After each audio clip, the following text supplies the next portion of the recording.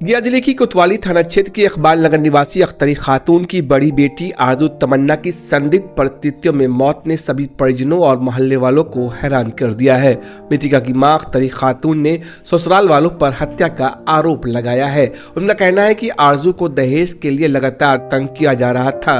मृतका की मां अख्तरी खातून ने बताया कि तमन्ना की शादी 24 मई 2015 को गया जिले के चंदौती थाना क्षेत्र के केसरू धर्मपुर निवासी मुस्तकीम अंसारी की बेटी जावेद आलम के साथ हुई थी। शादी के बाद 2 साल तक उसने तमन्ना को अच्छे से रखा और 2 साल बाद उसे जयपुर लेके चला गया जहां वो काम करता था।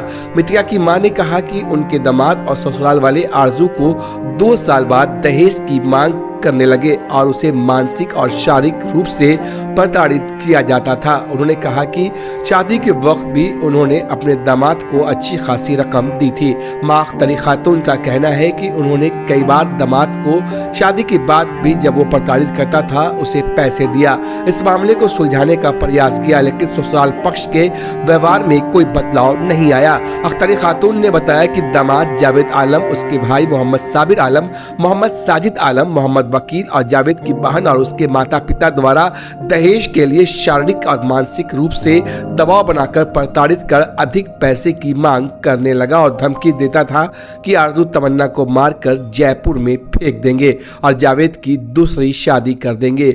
मरमाहत अख्तरी खातून ने बताया कि 27 अप्रैल 2025 को दूसरे लोगों से पता चला कि बेटी आरजू की हत्या बेटी के ससुराल वालों ने मिलकर कर दिया और शव को लेकर जयपुर से गया जिले के उनके गांव केसरू धर्मपुर आ रहे हैं।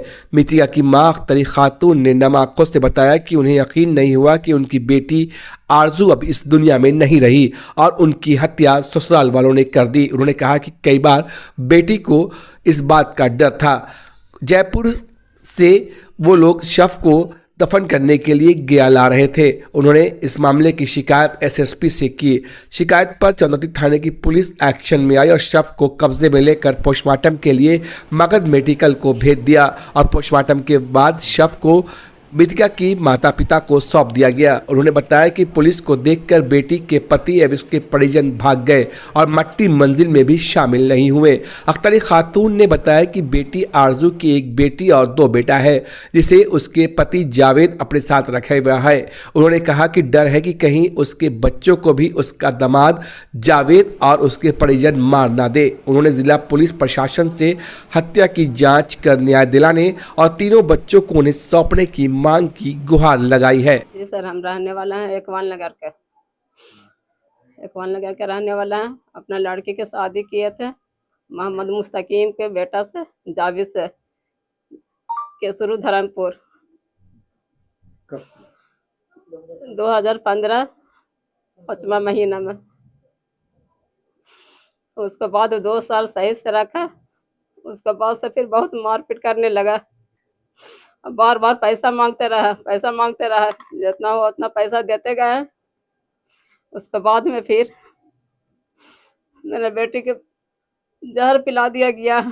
बहुत मारी। उसके बाद में जहर दे दी। उसके बाद में मेरे पास फोन केस कि आप पैसा दिखाइए तो अपना आपके बेटी के बचावेंगे, नहीं तो मार देंगे जान से एकदम। ऐसा ही ये शनिचर 29 तारीख को शाम को। क्या हुआ?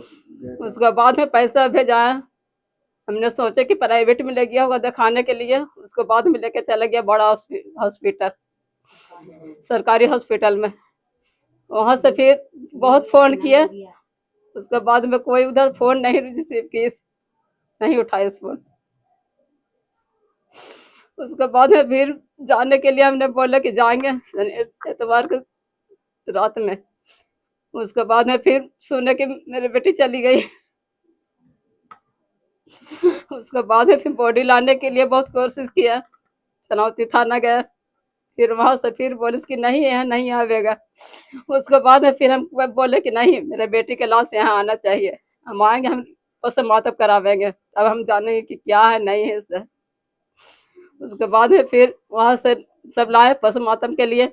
उधर से कोई ऐसा नहीं आया गार्जियन। हालांकि वहाँ के पुलिस की चलो दोनों तरफ से गार्जियन, लेकिन नहीं आया। और फिर उसके बाद जब घर पर लाया इकबाल नगर, उसके बाद में फिर बुलाने गया यहाँ से फोन की बुलाने, मतलब बुलाइस। उसके बाद में बोलिस कि नहीं हमको कोई मतलब नहीं है, हम नहीं जाएंगे, नहीं तो लड़कन के आने देस। शादी के बाद कब से ये मामला खराब हुआ? 2 साल के बाद से 2 साल सही रखी। कैसे उसके बाद में आपको शक है कि जहर दे दिया?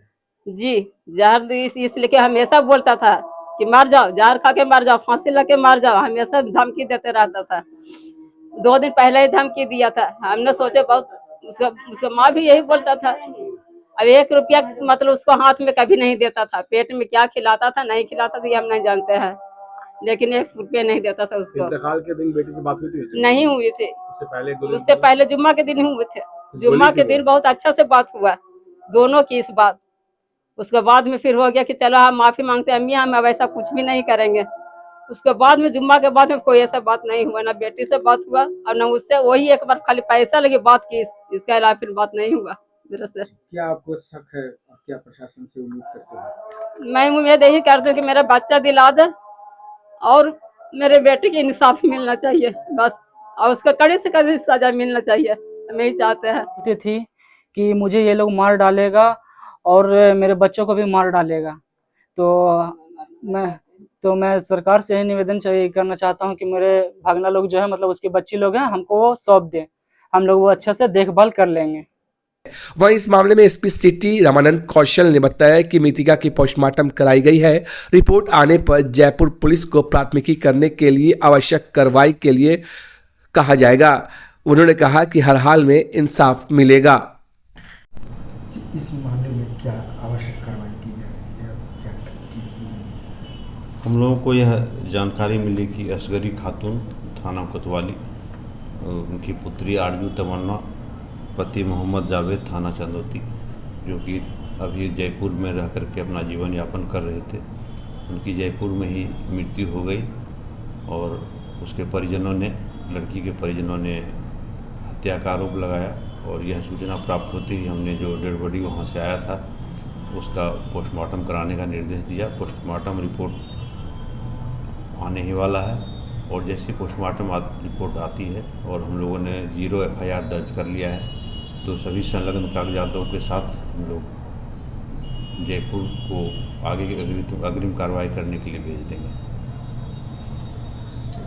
को सौंपना यह एक सामाजिक और कोर्ट का कार्य है और पुलिस से जो इसमें लीगल फ्रेमवर्क में जो संभव हो सकेगा हम लोग इसमें प्रयास करेंगे।